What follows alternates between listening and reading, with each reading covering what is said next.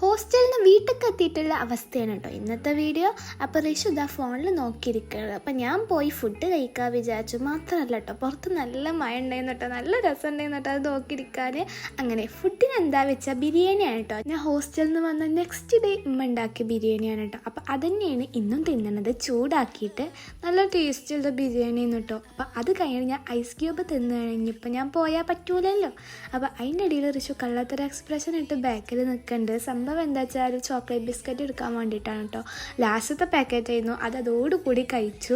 എന്നിട്ട് പിന്നെ കുറച്ച് നേരം ടി വി കാണാൻ വിചാരിച്ചു. ടി വി ഒക്കെ കണ്ടിട്ട് കുറേ കാലമായിട്ടോ. അപ്പോഴാണ് റിഷു എനിക്ക് ചായ ഉണ്ടാക്കി തരാൻ പറഞ്ഞത്. അപ്പം ഞാൻ അവനോട് പറഞ്ഞു, ഞാൻ നിനക്ക് ബിസ്ക്കറ്റ് വാങ്ങാനുള്ള പൈസ തരാം. അതിൻ്റെ ഞങ്ങൾ രണ്ടാളും പിന്നെ ഒപ്പം ചായയും ബിസ്ക്കറ്റും കഴിക്കണം കേട്ടോ. പിന്നെ പപ്പ ഞാൻ വന്ന അന്ന് തന്നെ മൂന്നാർ ടൂർ കഴിക്കുന്നതും ഫ്രണ്ട്സിൻ്റെ ഒപ്പം ബാച്ചിലർ ട്രിപ്പ് കേട്ടോ. അപ്പം മുപ്പര വീഡിയോ കാൾ ചെയ്യാണ്. അപ്പോൾ ഇതുള്ളൂ ഇന്നത്തെ വീഡിയോ. അപ്പം അടുത്ത വീഡിയോ ആയിട്ട് വരാം. Bye bye.